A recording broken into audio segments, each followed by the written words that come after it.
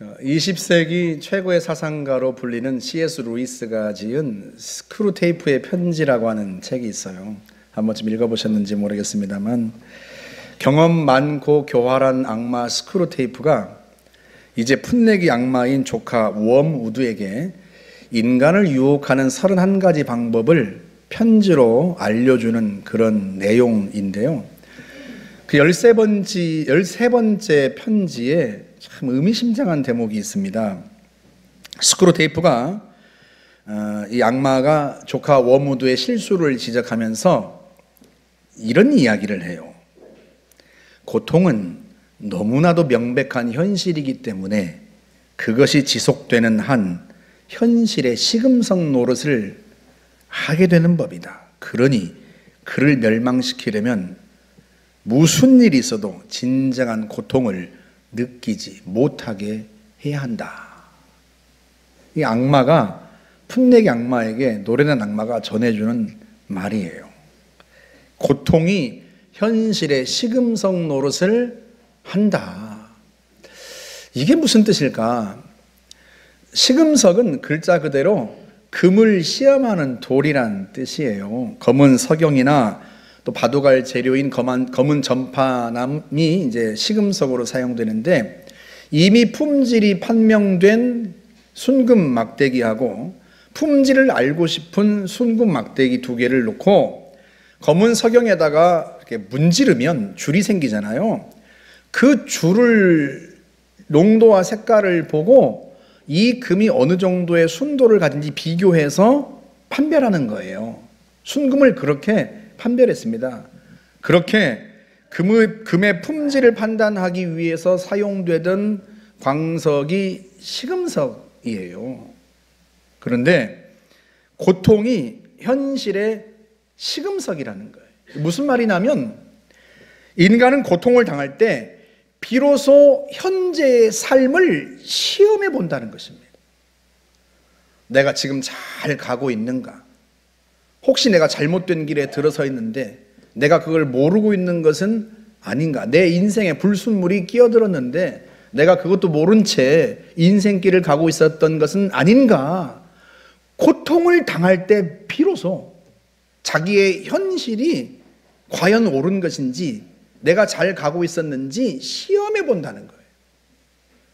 그게 고통이 현실의 시금석이란 의미입니다.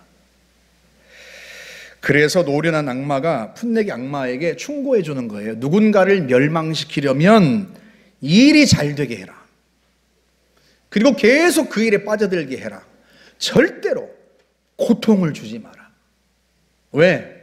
고통을 당하면 인간은 자기 길을 멈추고 지금 내가 잘 가고 있는지 현실을 시험하게 되어 있으니까. 목회하면서 제일 힘든 것이요, 성도들이 당하는 고난이에요. 대개 그 고난이라고 하는 것이 오래 지속되는 경우가 많습니다. 문제가 터졌는데 며칠 만에 해결되더라, 그런 문제는 별로 없어요. 거의 없어요. 고난이 닥치면, 문제가 터지면 수개월 지속되는 것은 기본이고요. 어떤 문제들은 수년 동안 지속되면서 성도들을 괴롭게 하고 힘들게 합니다. 그런데 그런 와중에도 감사할 게 있어요. 그건 뭔가, 그 고통이 현실의 시금석으로 작동하고 있다는 사실이에요. 이것처럼 안타까운 진실도 없습니다. 우리는 고난을 당하지 않으면요, 고통을 겪지 않으면 좀처럼 자기의 현재를 돌아보지 않습니다. 아무런 일도 벌어지지 않으면요, 자기의 인생길이 잘 가고 있다고 생각을 합니다. 그런데 여러분, 정말로 그렇습니까? 내게 아무 일이 없는 것이 내 인생이 잘 가고 있다는 보증이 될 수 있습니까? 그렇지 않아요. 우리가 잘 아는 것처럼 몸에 통증도 없고 아무런 문제도 없었는데 어느 날 병원에 가보니까 간경화 말기더라. 우리 김병원 목사님이 그랬던 거잖아요. 아무 증상도 없었는데 어느 날 가보니까 암 말기더라. 이런 일이 우리의 인생에 있습니다. 그처럼 내게 아무런 문제가 없어서 내 인생길을 잘 가고 있다고 생각했는데 어느 날 문제가 터지고 보니까 이 문제가 돌이킬 수 없는 문제더라. 여러분, 이것처럼 비극적인 일이 없는 거예요.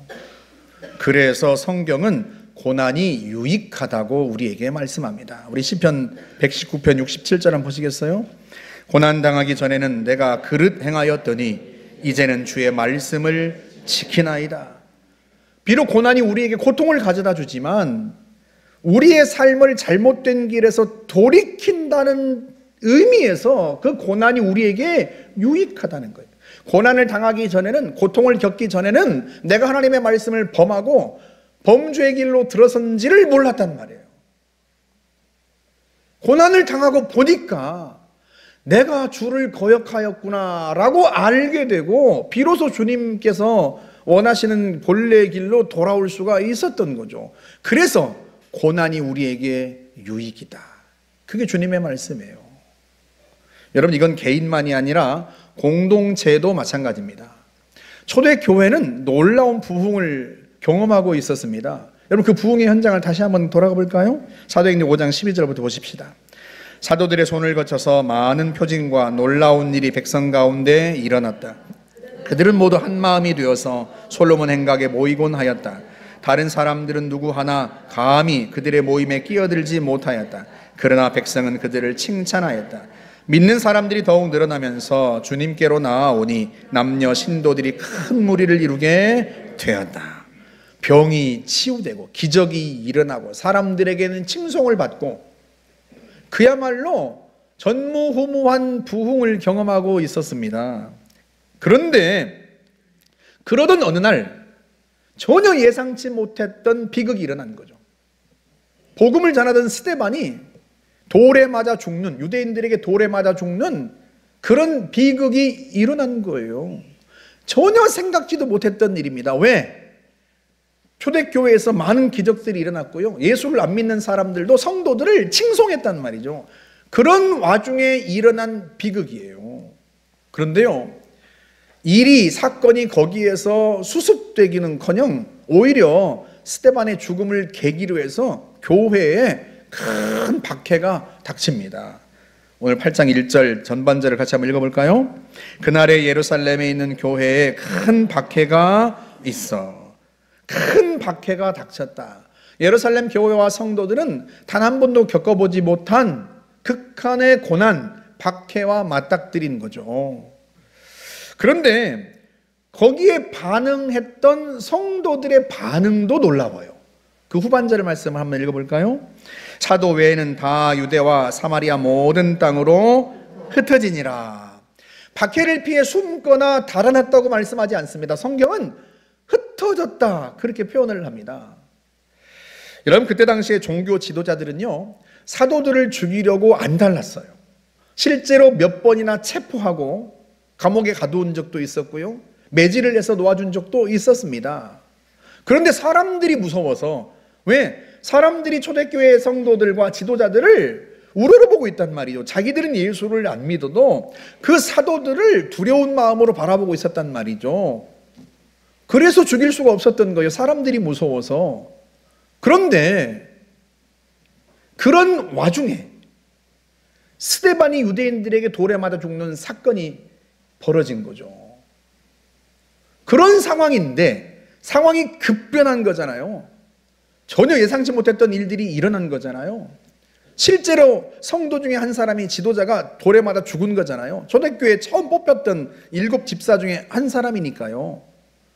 그렇게 상황이 급변했는데 사도들이 박해를 피해서 숨거나 달아난 게 아니고 사도들은 예루살렘에 그대로 남았다는 거예요. 그러니까 정말로 성도들이 박해 때문에 그게 두려워서 숨거나 달아난 게 아닙니다. 글자 그대로 흩어진 거예요. 그러면 왜 초대교회 성도들은 큰 박해를 만나서 달아나거나 숨지 않고 흩어지기로 결정을 했을까? 그것은요, 고난과 박해가 현실의 시금석으로 작동했기 때문에 그래요. 교회가 부흥했습니다. 사람들에게 칭송을 받습니다. 잘 가고 있는 줄 알았어요. 그런데 갑작스런 큰 고난과 박해를 당하자 이들은 멈추어 서서 현실을 시험한 거예요. 현재를 시험한 거예요. 우리가 지금까지 잘 오고 있었나? 많은 사람들이 예수를 믿고 부흥이 일어나니까 잘 가고 있는 줄 알았는데 정말로 우리가 지금 잘 가고 있던 게 맞는가? 비로소 그들의 현실을, 현재를 시험해 본 거죠. 그러자 뭐가 생각났어요? 주님의 명령, 마지막 유언과도 같은 주님의 당부가 비로소 그들에게 생각이 나고 그게 깨달아진 거죠. 우리 사도행전 1장 8절로 돌아볼까요? 오직 성령이 너희에게 임하시면 너희가 권능을 받고 예루살렘과 온 유대와 사마리아와 땅끝까지 이르러 내 증인이 되리라 하시니라. 이 말씀을 마치시고 그들이 보는데 올려져 가시니 구름이 그를 가리어 보이지 않게 하더라. 아멘. 주님이 부활을 승천하시면서 마지막 내렸던 명령이고 당부입니다. 성령이 너희에게 임하시면 너희가 권능을 받고 내 증인이 될 것이다. 어디에서? 예루살렘에서만? 아니요. 예루살렘을 넘어서 온 유대 지역과 사마리아와 땅끝까지 이르러 내 증인이 될 것이다. 주님이 그게 당부하셨던 말씀이에요. 주님이 명령하신 거란 말이죠. 우리 마태복음 28장 19절도 한번 볼까요? 그러므로 너희는 가서 모든 민족을 제자로 삼아 아버지와 아들과 성령의 이름으로 세례를 베풀고 내가 너희에게 분부한 모든 것을 가르쳐 지키게 하라. 흩어져 모든 민족을 제자로 삼으라. 그러니까 예수님께서 예루살렘에만 복음을 전해라 그렇게 말씀하신 적이 단 한 번도 없어요. 예루살렘만이 아니라 온 유대 지역, 더 나아가서 너희가 이방 땅이라고 생각했던 사마리아와 땅끝까지 가서 땅끝까지 흩어져서 내 증인이 되어야 한다. 그렇게 될 것이다. 주님이 말씀하신 거죠. 그래서 사도들만 남고 성도들은 다 흩어지기로 결정한 겁니다. 고난이 현재의 시금석으로 작동한 거예요. 고난당하기 전에는 내가 그릇 행하였더니 이제는 주의 말씀을 지킵니다. 사랑하는 여러분, 이것은요 우리 각 개인에게도 동일한 진리입니다. 고난은 우리를 향한 하나님의 커다란 외침입니다. 아무 일도 없이 평탄하게 살아오던 내 인생에 어떤 문제가 탁 터졌을 때 제일 먼저 우리가 생각하는 것은 이 고난은 하나님의 외침일 수 있다. 아들아, 딸아, 네가 잘 가고 있느냐? 네가 서 있는 그 길이 정말로 잘 가고 있는 건 맞느냐? 네가 본래 서 있어야 했던 그곳이 맞느냐? 주님 우리에게 크게 외치시는 거죠. 그 음성을 듣고 우리는 우리의 현재를 살펴야 하는 거예요. 멈추어서서 우리 자신을 돌아봐야 하는 거죠. 그동안 순탄했던 관계가 갑자기 틀어져서 그 관계가 나를 괴롭게 하고 있다면 우리는 멈추어서서 우리 자신을 점검해야 합니다. 내가 사람들을 대하는 나의 태도가 잘못된 건 아닌가? 그들에게 했던 말투와 그들에게 했던 태도와 행동, 심지어 사람들을 보는 나의 관점 자체가 혹시 어긋나 있고 잘못된 건 아닌가? 그동안 평탄했던 관계가, 순탄했던 관계가, 그동안 좋았던 관계가 갑자기 이렇게 깨질 리가 없는데 왜 나에게 이런 일이 벌어졌을까? 우리 자신이 사람들을 대하는 그 인간 관계의 내 본질을 돌아봐야 하는 거죠. 그동안 별 문제가 없었는데 내 삶의 재정의 문제가 터져버렸다면 여러분 우리가 그것을 나의 현재 시금석으로 삼아서 우리가 멈춰서야 하는 거예요. 내가 그동안 돈을 어떻게 관리해 왔는가? 돈을 버는 나의 목적이 옳은가? 돈을 쓰는 나의 방식과 나의 라이프 스타일은 이대로 계속 가도 괜찮은가? 지금 하나님께서 잠시 멈춰서서 그 재정에 관한 내 가치관과 내 방식을 조정하고 계신 것은 아닌가? 우리는 우리 자신이 멈춰서서 우리의 현재를 돌아봐야 되는 거죠. 하나님께서 우리에게 복을 주실 때는 이유가 있습니다. 하나님이 누군가에게 어떤 복을 그냥 주시는 법은 없어요.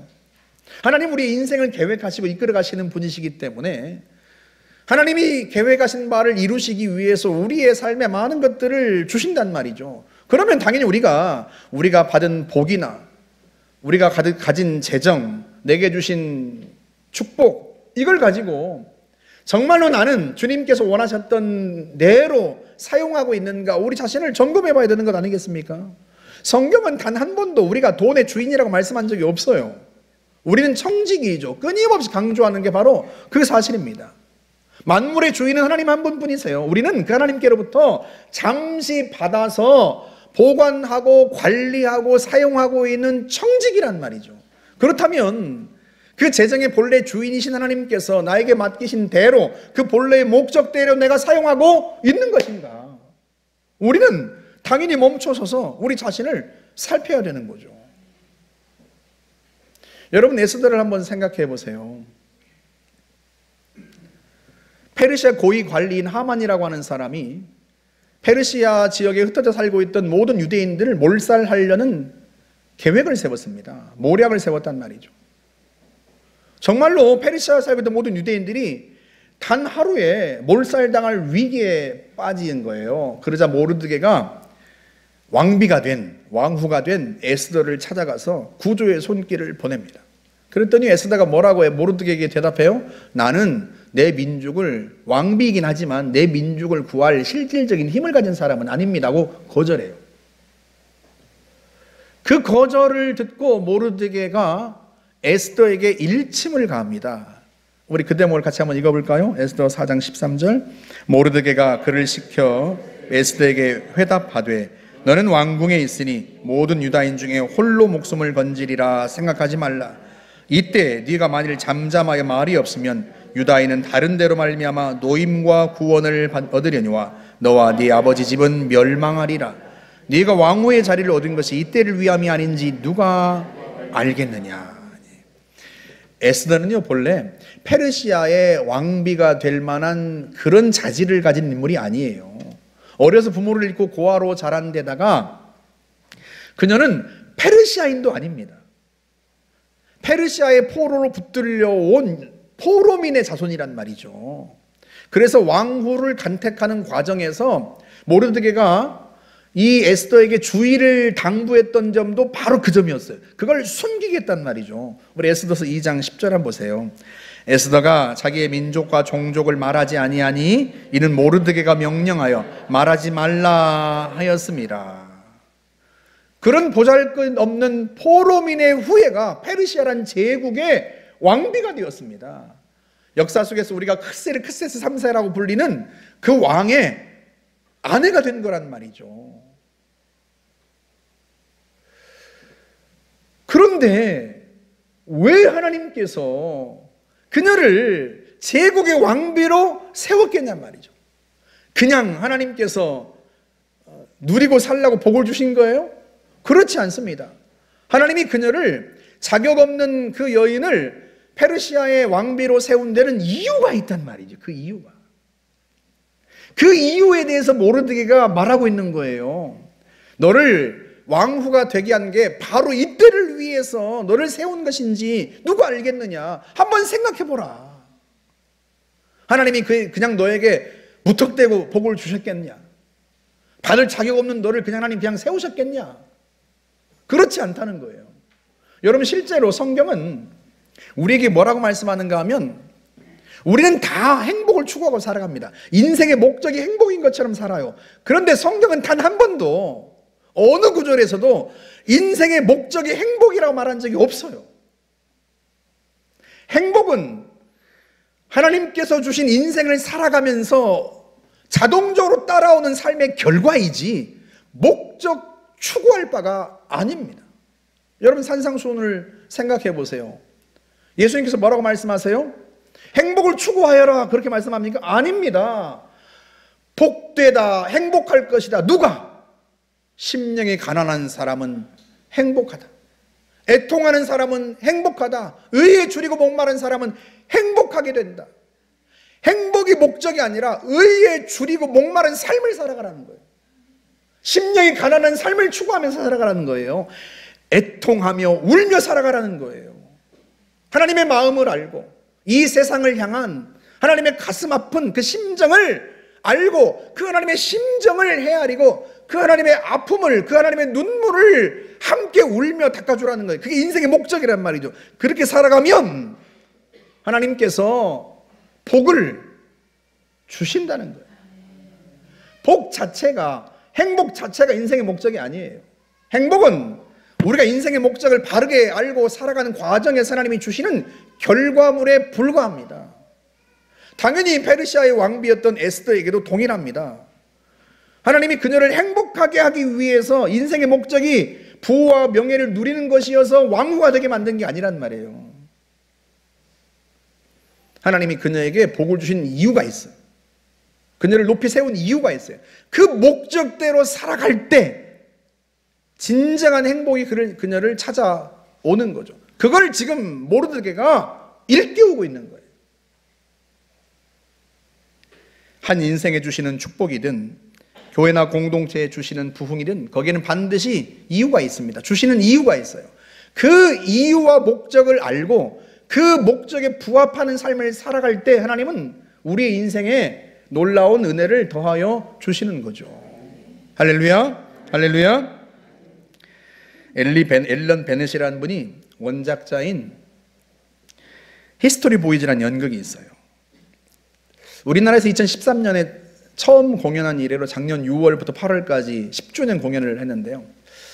저도 시간이 없어서 가서 보지는 못했습니다만 소식만 들었어요. 내용이 뭔가 하면 영국 셰필드 가난한 지역에 사는 학생들이 옥스포드 대학의 역사과에 진학하려는 노력을 담은, 그 과정을 담은 이야기입니다. 그 와중에 선생님과 린토트라고 하는 선생님과 럿지라는 학생이 나누는 대화가 있어요. 제가 그 대화를 보고 참 마음에 감동을 받았습니다. 선생님이 럿지에게 질문을 해요. 자, 역사를 어떻게 정의할 수 있겠나, 럿지군. 그랬더니요, 선생님, 제가 정말로 생각하는 대로 얘기해도 괜찮습니까? 안 때리실 거죠? 아, 그럼 내가 왜 때리겠나? 말해보게, 럿지군. 그랬더니요, 이 학생이 이렇게 얘기를 합니다. 저한테 역사를 정의하라고 하신다면 빌어먹을 일 하나 일어난 다음 또 빌어먹을 일이 이어지는 빌어먹을 일의 연속이죠. 이 대사가요, 세상에 어쩜 그렇게 정곡을 콕 찌른 대사인지. 제가 이 대사를 보고 이야, 이 원작자는 진짜 지혜로운 사람. 역사는 빌어먹을 일이 한번 일어난 다음에 또 빌어먹을 일이 벌어지고 그 빌어먹을 일이 연속되는 거다. 이게요, 하나님 없는 역사의 진실이에요. 아놀드 토인비라는 유명한 역사학자가 이렇게 얘기했습니다. 우리가 역사로부터 배우는 것은 인간이 역사로부터 아무것도 배우지 않는다는 사실이에요. 평생을 역사를 연구하고 역사 연구란 책을 집필하면서 그가 했던 말입니다. 인간은 똑같은 실패와 똑같은 잘못과 똑같은 실수를 계속해서 반복한다는 거예요. 그게 개인이든 공동체든 민족이든 하나도 예외가 없다는 거예요. 역사로부터 아무것도 배우지 못해요. 역사를 배우는 이유는 그 역사로부터 그 역사 속에 살았던 많은 인물들과 공동체와 종족으로부터 그들의 실패로부터 실수로부터 배우고 그 실패와 실수를 반복하지 않기 위해서인데, 안타깝게도 인간은 그 역사로부터 아무것도 배우지 않는다는 거예요. 똑같은 실패와 똑같은 실수와 잘못을 계속한다는 거예요. 빌어먹을 일의 연속인 거죠. 하나님은 그 빌어먹을 일의 연속을 끝장내고 싶은 거예요. 그 빌어먹을 일이 우리 인생 속에 이어지는 걸 막고 싶은 거예요. 끊어내고 싶은 거죠. 그 고리를 끊고 싶은 거예요. 그래서 때로는요, 당신의 사랑하는 자녀들에게 고난을 허락하시는 거예요. 고통을 주시는 거예요. 왜? 아무 일도 일어나지 않으면 잘 가고 있는 줄 알고 계속 가버린단 말이죠. 그렇게 계속 가다가 돌이킬 수 없는 지점까지 가버리는 거예요. 그로 망하는 거죠. 그게 하나님 없는 사람들의 역사입니다.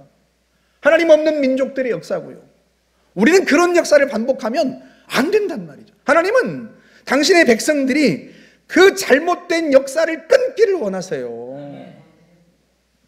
그래서 고난이 우리에게 축복이에요.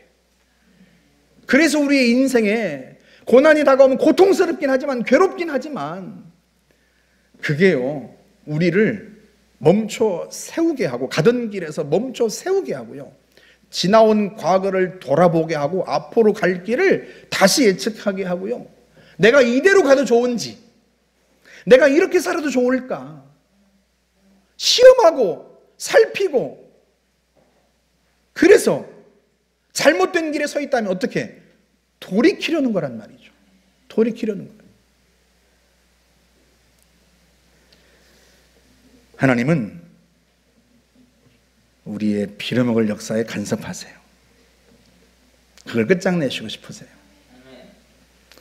예루살렘 교회에 그 부흥하던 그 예루살렘 교회에 스데반이 순교하고 그걸 계기로 큰 박해가 일어나도록 하나님이 내버려 두신 이유, 하나님이 그 공동체에 고난을 주신 이유, 그걸 예루살렘 교회 성도들은 그 순간 멈춰서서 생각한 거예요.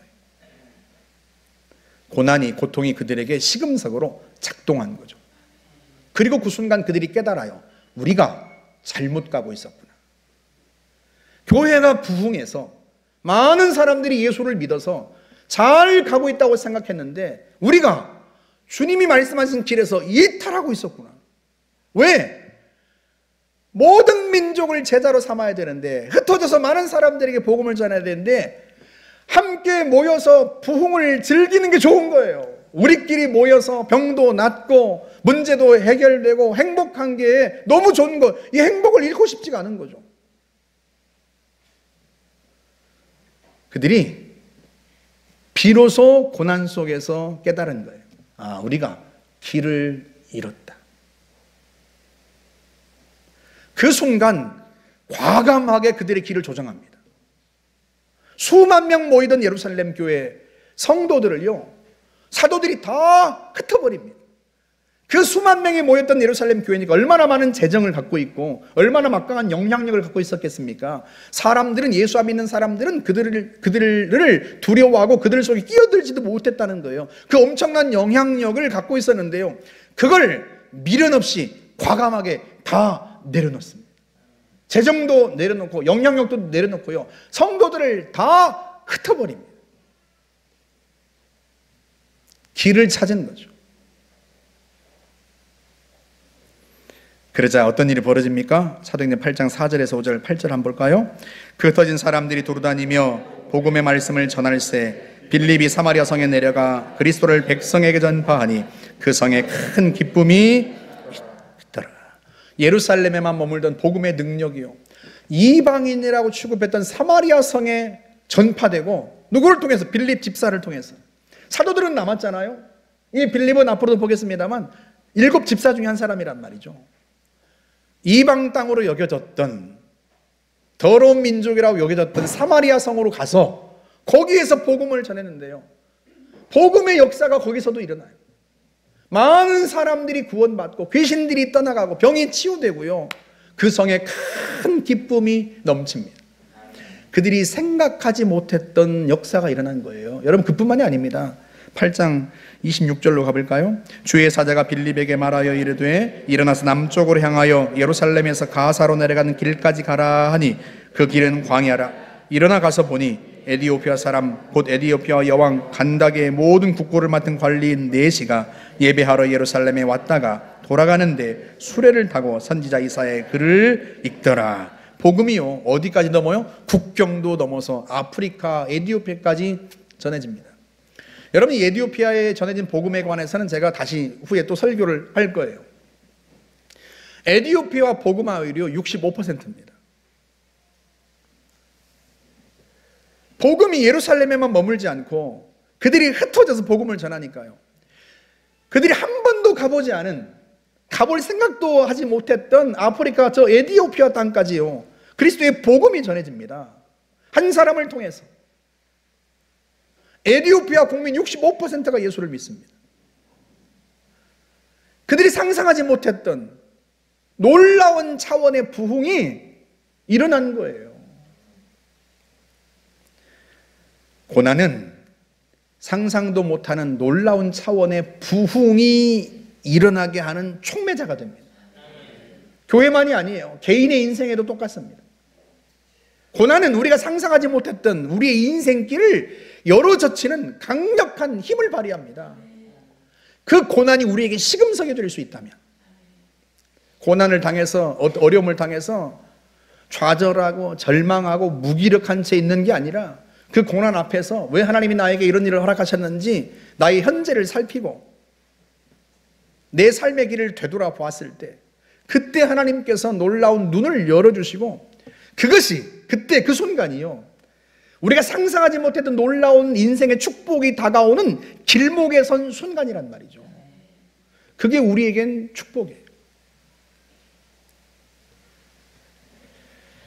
지난 수요일 새벽에 자다가 갑자기 눈이 떠졌어요. 그리고 머릿속에서 메시지가 지나가는 거예요. 이거 안 기록하면 자다 일어나면 새까맣게 잊어버릴 거다. 눈이 번쩍 떠졌으니까요. 그래서 얼른 스마트폰을 집어들고 메모를 막 했습니다. 그 메시지가 뭔가? 미래를 통해 현재를 보라. 미래를 통해 현재를 보라. 이게 무슨 뜻인가? 좀 쉽게 한번 설명해 볼게요.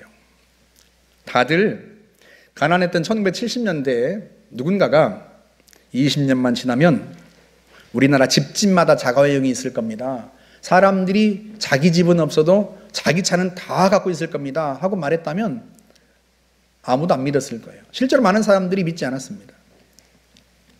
그런데 그게 현실이 되었잖아요. 한 대만이 아니라 2대 세대도 있잖아요. 그로부터 10년만 지나면 대한민국 전 국민이, 심지어 아이들까지도 전화기를 손에 들고 다니고 그 전화기에서 인터넷을 하고 심지어 그 전화기로 길을 가다가 무료로 국제전화를 할 거다라고 누군가 말했다면 아무도 안 믿었을 거예요. 그런데 우리는요, 상상도 못하고 불가능하다고 여겨졌던 그 일들이 우리의 일상이 된 현실을 살아가고 있습니다. 그런데요, 하나님이 하시는 일도 이와 똑같다는 거예요. 지금 여러분이 불가능하다고 생각하는 일들이 하나님께서 그 일들을 현실이 되게 하십니다. 하나님께서 현실이 되게 한 그 일상을 여러분들이 살아갈 거예요.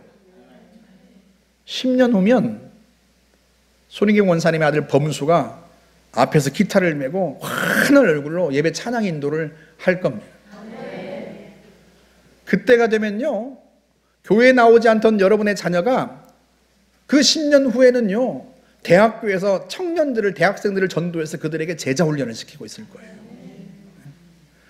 그렇게 징그럽게 말도 안 듣고 사람을 괴롭히던 여러분의 배우자가 그때는요, 10년 후에는 이 교회에서 남성들을 불러 모아놓고 제자 양육을 하고 그들의 셀 리더가 되어서, 소그룹 리더가 되어서 나처럼 인생을 허비하지 마라 하고 설교하고 있을 거예요. 할렐루야. 할렐루야.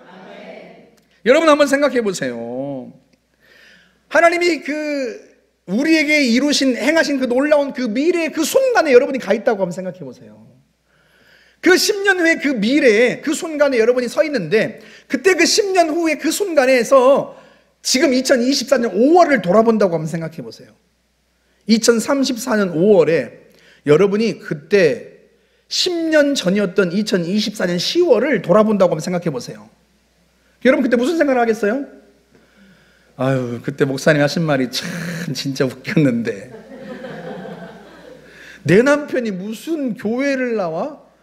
교회를 나오는 것도 기적 같은 일인데 세상에 남자들을 이끄는 리더가 돼? 그런 말도 안 되는. 그렇게 생각했는데 그게 현실이 되었구나. 내가 왜 그때는 그 말을 믿지 못했지? 그 10년 전에는 왜 그게 내가 믿어지지 않았지? 내게 불가능한 일이라고, 다른 사람의 인생에 그런 일이 일어날지 모르지만 나에겐 턱도 없는 일이라고, 말도 안 되는 일이라고 왜 코웃음을 쳤을까? 그때는 내가 왜 그렇게 믿음이 없었지? 10년 후 2034년 5월에 여러분들이 오늘 2024년 5월을 보면서 5월 마지막 주를 생각하면서 그 생각을 할 거라니까요. 할렐루야. 그 미래를 통해서 오늘 현재를 보세요. 왜 야고보 사도가 너희가 여러 가지 시험을 당하거든 온전히 기쁘게 여기라 하고 말씀했겠습니까? 그냥 기쁘게 여기라도 그런 말이 아니에요. 온전하게, 완전하게, 전적으로 기뻐하라는 거예요. 시험을 당했는데, 시련을 만나는데 기뻐하라니요. 단순히 기뻐하는 정도가 아니라 전적으로 기뻐하고 완전히 기뻐하라니요. 이게 무슨 말도 안 되는 이야기일까? 야고보는 이 진리를 안 거예요. 미래를 통해서 지금 성도들의 현재를 본 거예요. 야고보는 그걸 보고 있는데 성도들은 못 보고 있는 거죠. 야고보 사도는 10년 후에 미래로 가서 그때 그 순간에 서서 10년 전에 지금을 보면서 성도들이 지금 고난당해서 괴로워하고 힘들어하고 있지만 이 고난을 통해서 하나님께서 그들의 인생을 얼마나 바꾸셨을지를 보고 있는 거예요. 그러니 그래, 고난이야말로, 고난이 닥쳤을 때야말로 우리가 기뻐할 때다. 고난은 우리에게 놀라운 차원이 다른 축복이 오는 길목에 우리가 선 거다. 그걸 야고보 사도가 깨달은 거예요. 그래서 권면하는 겁니다. 우리는 어려움을 당한 사람을 만나면 위로합니다. 조금만 참아, 지나갈 거야. 다 지나가. 우리 애들이 그렇게 말해요. 엄마, 다 지나가요. 우리가 다 그렇게 말하잖아요. 조금만 견뎌, 다 지나가.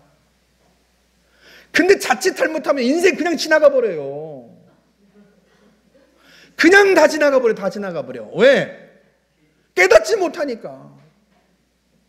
고난을 견디고만 있지 여전히 고난 속에서 좌절하고 절망하고 낙담하고 하나님을 원망하고 주변 사람들을 원망하고 미워하고, 그리고 인생이 그냥 지나가고 있는 거예요. 하나님은 우리에게 고난을 허락하신 이유는 그것 때문이 아니라니까요. 그냥 무작정 견뎌라, 그게 아니라니까요. 그 고난을 통해서 하나님은 우리의 인생을, 그 빌어먹을 일의 연속을 끝장내고 싶은 거라니까요. 아니, 제가 이 말을 자꾸 계속 해도 되나 몰라, 목사가.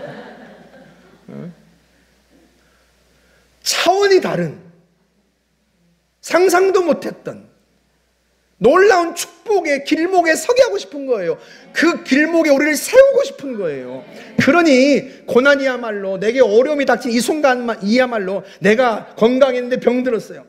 내가 재정이 그동안 별일 없었는데 재정에 펑크가 나고 내 자녀가 속 썩이지 않는데 속을 썩여요. 문제가 터졌어요. 사업이 어려워졌어요. 그러면 이때야말로 하나님이 나를 어떤 지금까지 누렸던 복과는 차원이 다른 그 축복이 오는 길목에 나를 밀어 세우는 것이다. 그렇게 생각하고 삶을 과감하게 조정해야 되는 거죠.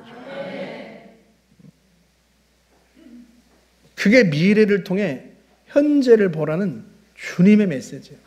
여러분 한번 생각해 보세요.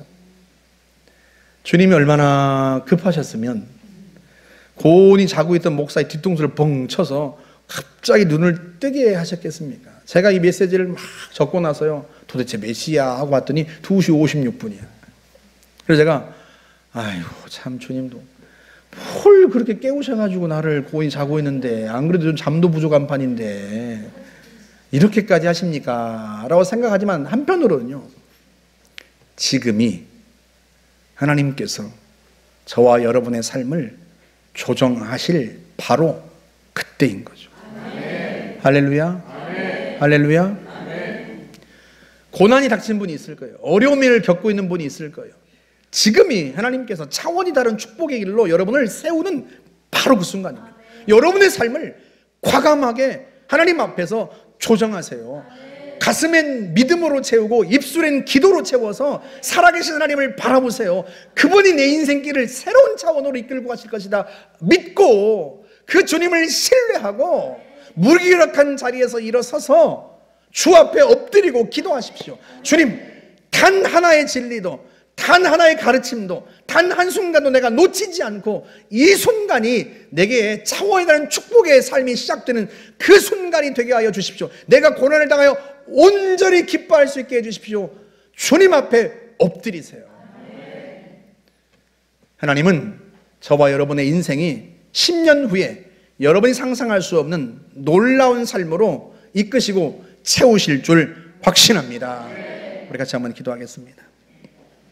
말씀을 생각하면서 이 시간 같이 한번 기도합시다.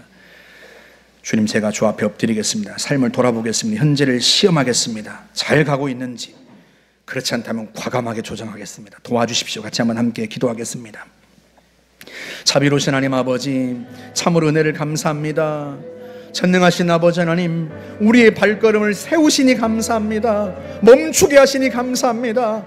고난을 통해서라도 하나님 우리를 멈추게 하시고 우리의 현실을 시험하게 하시고 돌아보게 하시고 살피게 하시오니 감사합니다. 이대로 가도 좋은지, 이렇게 그냥 살아도 괜찮은지 우리 자신을 점검하고 들여다보게 하시니 참으로 감사합니다. 우리가 우리 자신을 돌아보지 않으니 주님께서 고난을 통해서라도, 고통을 주어서라도, 하나님 질병과 역경과 고난을 통해서라도 우리를 멈춰 세우시고 우리를 돌아보게 하시오니 하나님 감사합니다.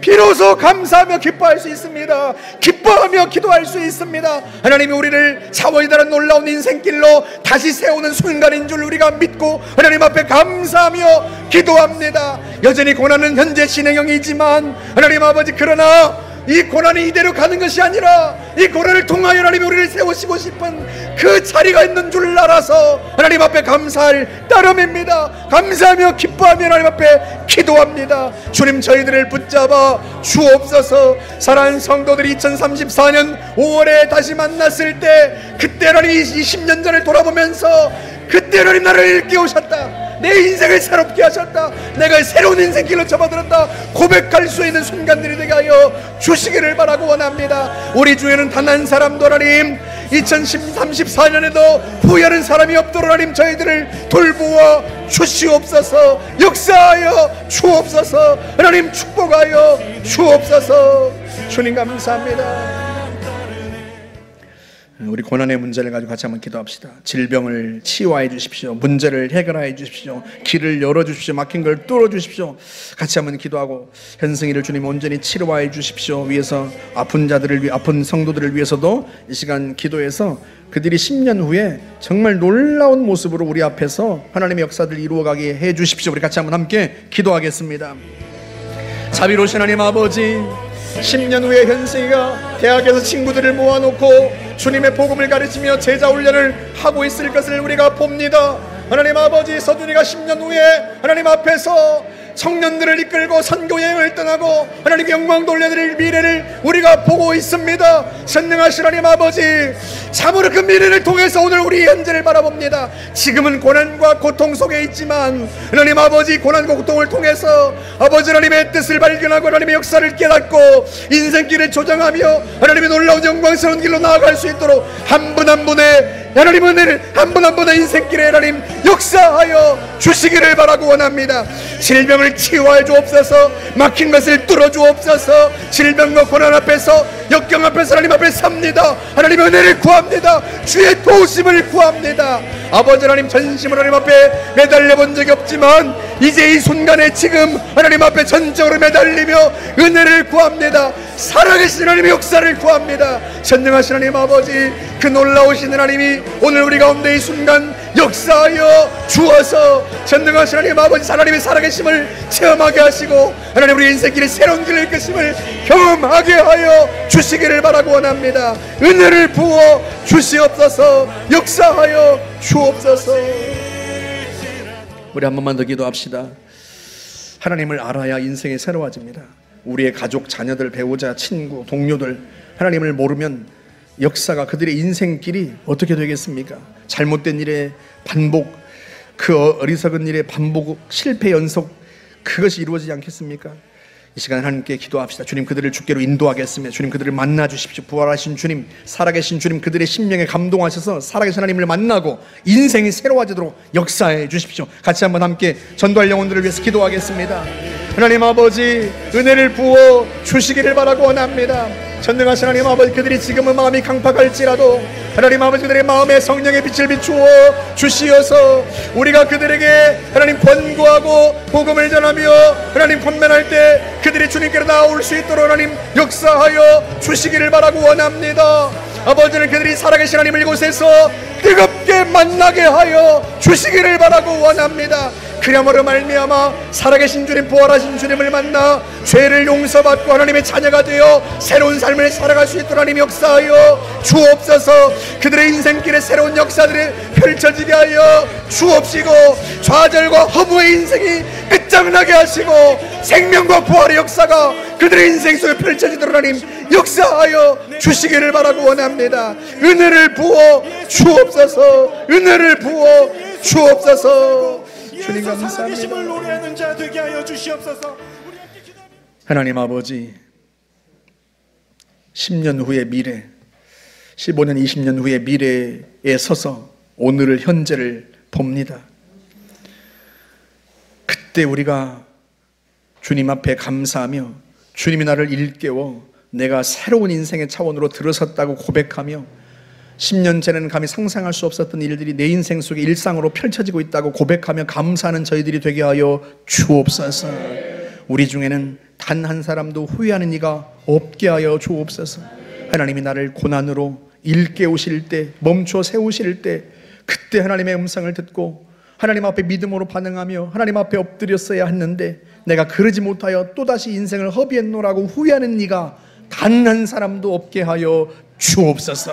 여기 모인 모든 성도들의 삶에 하나님 차원이 다른 놀라운 축복이 오게 하여 주시고 그 길목에 성도들을 세워 하나님의 영광을 나타내어 주옵소서. 감사드리며 예수님의 이름으로 기도하옵나이다. 아멘.